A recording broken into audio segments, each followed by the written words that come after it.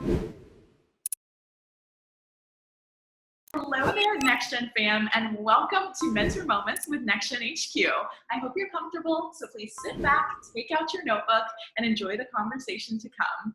We are so honored to have Joe Daniel Ramamurthy on with us today to share his story and his entrepreneurial experiences. Daniel is an igniter. He's a 5-time TEDx speaker, a 3-time entrepreneur, a prolific speaker, a startup coach, and his clients range anywhere from individual founders to worldwide national governments. His passion is to inspire people with the motto, start now, start simple, in building a future that we all want to live in. Dan, thank you so very much for joining us today on Mentor Moments. Thank you for having me, and thank you for that incredible introduction. You're basically doing my job, which is being an MC, and I know we're going to dive into that. The only thing you missed out is 3-time entrepreneur, 12-time failed entrepreneur. I think that's also important to put in there. 3-time successful, 12-time failed. That is exactly just as important. And what a great way to start off this Mentor Moments, being really vulnerable about the successes and the failures that have kind of added up to being who you are today. Absolutely. Amazing. So Dan, we're going to start off with some quick rapid fire questions just to get everyone in the mood. So are you ready? Ready. I'm so ready. One book that you'd recommend to others? The Bible. Lots of ancient wisdom that's so relevant today. That is definitely the first time I've heard that. I love that answer. What is one mindfulness tactic that you do? I always do constant check-in with myself. So throughout the day, before meetings, after meetings, while driving, when that used to be a thing, I would check in and go, how am I feeling? Am I feeling fulfilled? Am I feeling positive? So before reading a crowd, I read myself. Before the other person tell me how I'm feeling, I'm checking in. How am I feeling, Dan Ram? I love that. How about 3 things that you need for a super successful day? Number 1, surround yourself with great people. And I don't just mean successful people. I mean happy people. I mean positive people. I mean ambitious people. I mean people who ask questions, who challenge the status quo. So that is essential for a successful day. Number 2, be humble and ready to learn. There's so much to, just be a sponge. Whatever you think you know, you don't know enough. And so I think be humble and be ready to learn. And finally, number 3, I'd say go all in. Never compromise, never settle, always go all in, 100% all in. That was a fantastic answer. And finally, last rapid fire. If you could describe your personality in food form, what would it be? In food form. Well, I'm a chocoholic. So usually when someone says food, my immediate thought is chocolate. So I'm just going to go with a brownie. I'm charismatic and powerful seeming on the outside, but rather soft and sentimental on the inside. That is fantastic. I'm so glad I asked you that question. I also do love chocolate. I'm a dark chocolate fan. I don't know where you are within the range, but that's my go-to. Awesome. Amazing. Well, Dan, great to get to know you a little bit more, but now we got to dive into the real stuff and all of the experiences that make you such a fantastic entrepreneur that you are today. But in doing a little bit of research leading up to this, I've seen that you've really had a vast array of experiences within your professional journey, your educational journey. There's been a lot of travel for you, but throughout all of those moments, what do you think is the biggest risk that you've taken to get where you are today? Biggest risk. Looking for myself, finding myself, being myself. So real quick recap, I'm the son of an Indian diplomat, so that means I grew up in 10 countries on 4 different continents, and that's a total of about 40 countries that I've traveled and worked in I'm 34 years old. So that's a lot of countries. In addition to that, work-wise, I work for KPMG, I work for the UN, I work for World Vision, I work for smaller humanitarian agencies. I was an advisor to the Irish Prime Minister and the Department of Jobs, Enterprise and Innovation. I set up businesses. I am an investor. I am a consultant. I am now an MC and a professional speaker on the tech circuit.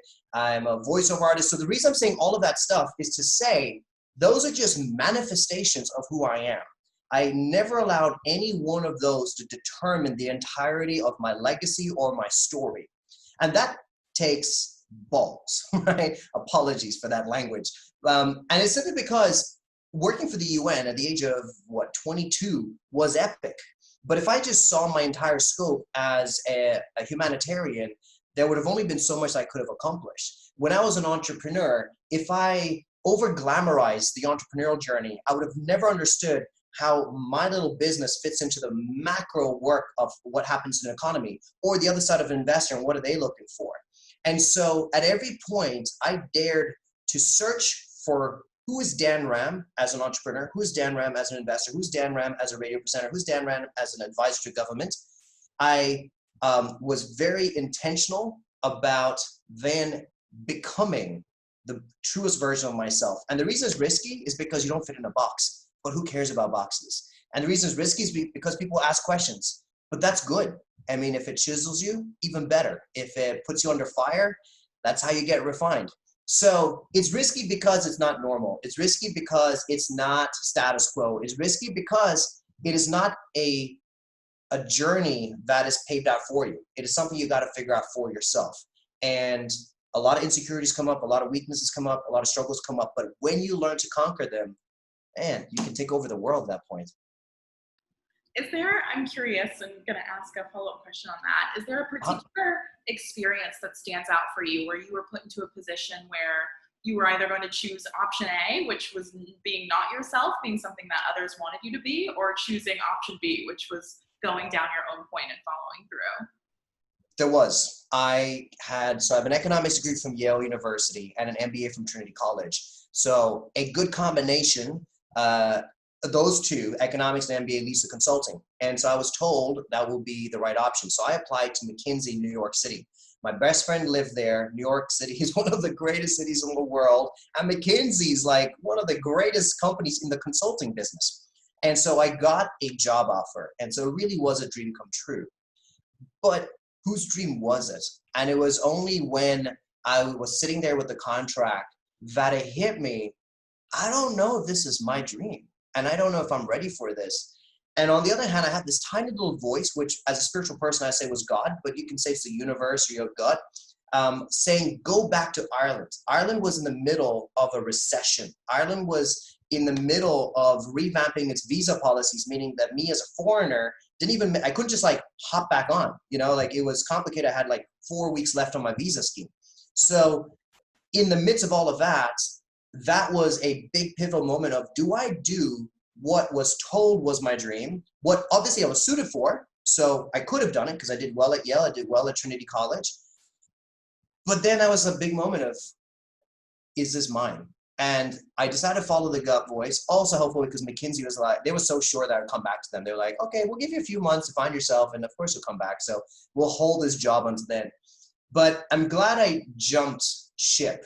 And I'm not like, for sure, it wasn't like all the doors started opening. All of a sudden, I was on the cover of magazines. In fact, I applied for hundreds of jobs. I did not know what I was doing when I went back to Ireland. I just had the gut instinct to go back to Ireland, but to do what, I had no idea.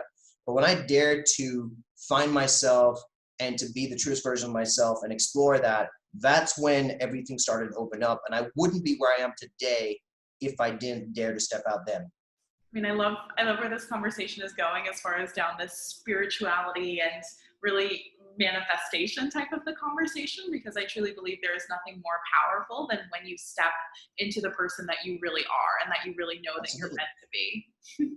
Absolutely. And if I can just add, to me, entrepreneurship has not been a journey of building businesses only. It has not been just about dealing with fundraising or marketing or promotion. It really, to me, is the ultimate education of yourself. I think entrepreneurship is about knowing you. Any successful entrepreneur has a real sense of self. I'm not talking about one-time entrepreneurs. I'm talking about legacy entrepreneurs, serial entrepreneurs. They are so authentic. They are so real. And I think it's because entrepreneurship forces that. So it's hard to have a conversation about entrepreneurship without a conversation about spirituality, about self, about manifestation, because that is going to be the largest learning curve. The biggest learning curve is, who is the founder? Who is the person that is steering the ship? Entrepreneurship and education of self. I think we figured out the perfect title for where this conversation's going. Nice. So, I mean, with all of that kind of said, you're on such a powerful journey of impacting the lives of not only entrepreneurs, but creators, change makers, really just people in the world that you come into Yes. contact with. And it's such a beautiful mission that you're on. But what was the moment in which you really honed in on knowing that your mission was to inspire others to start now and start simple? What was the lead up to that like? So I think any motto, any vision or mission comes best when it comes from within. It is hard to give something that you don't own yourself. And so the reason I share, and I hope other people start now, start simple as a coach and as a consultant, just trying to remove those barriers, help them achieve their dreams, achieve their business ideas, is because I needed to know that for myself. And so for me, I think the best example of that was a small dream that I had. I was walking through a mall in Dublin, Ireland, going to get my favorite drug of choice, ice cream. And so as I was heading to the ice cream aisle, I noticed a choir. I noticed because, like most millennials, I had, earphones in, I was listening to some music. And so I took out my earphones, I pulled down my hoodie, and what started off with just looking at the choir quickly ended up with snapping along with the choir to then awkward dance moves in the middle of a mall with the choir, and then eventually sing along to the choir. And then I went back home and realized I completely forgot about the ice cream. But in that moment, a little light bulb idea of a retail space can be an experience. Because until then, malls were purely transactional. I went to go pick up something. That's why I went to the mall, because it's right next to my house. I didn't go to hang out. That's not why I went to the mall. And in India in particular, malls are functional. They're not necessarily experiential. And so I had this small idea, and I thought, why don't we bring a choir into a mall in India around Christmas time? Because Christmas, all those years ago, was primarily a private affair. It was something that people do in churches and in homes, but it's certainly a minority thing because Christians are like, I think, less than 2 or 3% of the entire population of India. And I thought, why don't we just bring a choir? Now, I couldn't start with the mall. So here was the plan. My start now, start simple mission. One room, 100 people, one night, one musical act, aka Dan Ram, me, one motivational speaker, aka my co-founder, and free pizza because I had saved $1,000, which was enough for me to fly to India round trip and to buy free pizza for everyone. But in a matter of just 3 months, simply because of the Start Now, Start Simple mission, basically, now's the moment, not when I graduate from my MBA program, not when I become a major investor, not someday when I'm an event organizer, just right now as a full-time student in Ireland. And it starts simple with my phone, with Skype. I don't even think Zoom was big back then. So just off of Skype, how do I interact and build a team in India who can make this happen while I'm still doing my full-time studies? 3 months, long story short, the one-night event became a 6-day event. My one-room event became an entire mall. My hope of 100 people became over 350,000 people that came to the event, and all with the exact same budget of $1,000. No more fundraising or anything else. And it was simply because I dared to start now, start simple. And I think for every dreamer, everyone who's ambitious and has a goal, if you cannot break it down to what do I do today with what I have right now, it's not going to flourish. And so that's the part of entrepreneurship that excites me tremendously is when people come to me saying, Dan, I want to build this. I want to solve this problem. And I go, great. How do we start now? How do we start simple? And then building out that pipeline so they can actually make that dream a reality. I think that's so much about what being an innovator even is. That's working with what you have right in front of you, what is accessible at this moment, and knowing that you're building for the long run, even if it might not seem as grand in those first 1% growths and improvements that you have to go through. Sure. Amazing. All because of the ice cream. I'm definitely not going to forget that. Exactly. So I can just tell kind of from your energy and your enthusiasm here that you really thrive in your work as a speaker, an MC, a startup coach. And I'm sure within all of that, there's kind of several overlapping characteristics, overlapping technical skills that you bring to what you do. But what is a single area that you feel you've grown in most in order to make the most of your professional work? Communications. It's not what I have a degree in. It is also not how I was wired as a child. Dan Ram used to be a shy, introverted, nerdy kid. And the truth is, my parents would buy me pets simply because I was more comfortable talking to animals than I was to humans. And so the only way they could get me to communicate with them was by finding an intermediary, an animal. And so I had to realize the hard way that I would not be socially acceptable. I would not be able to get ahead if I could not figure out how to communicate.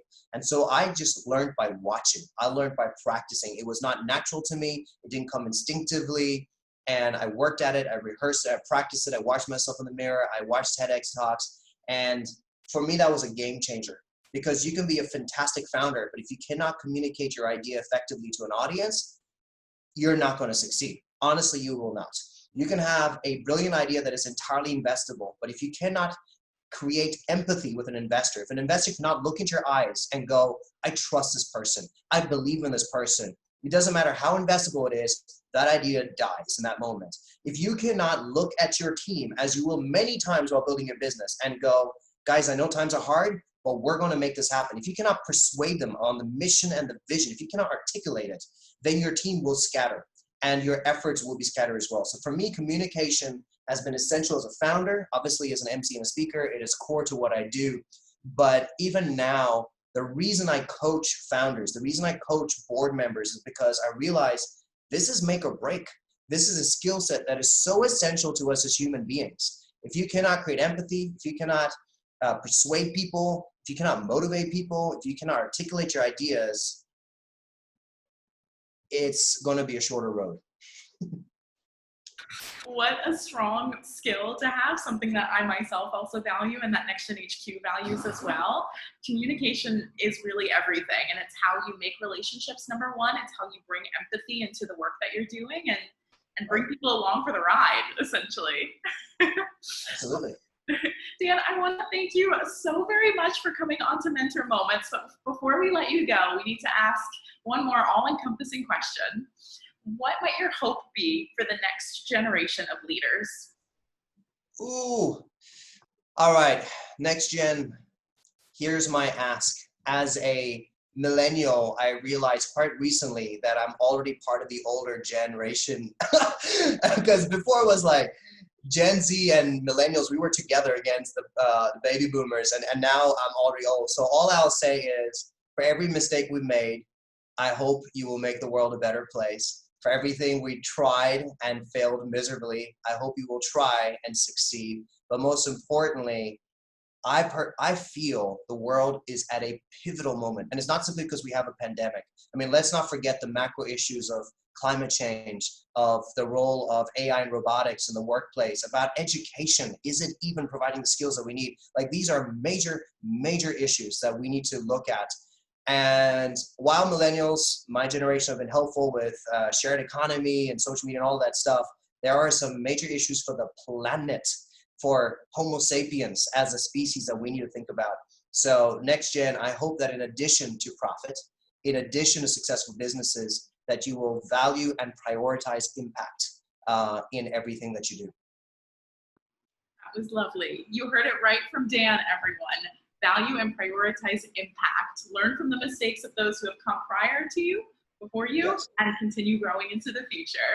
Dan, And ooh, if yeah, I can say, please if do. I can help in any way as an older millennial that has been there, done that, and I'm also going to say doing that. I am still not old enough to quit yet. I'm still building stuff. I'm still creating stuff. And most importantly, I've got platforms to help promote ideas. That's what I do as a speaker, is I do not want to sit in the light. I want to shine the light that I've got on good people and good ideas. And so if I can help, please get in touch.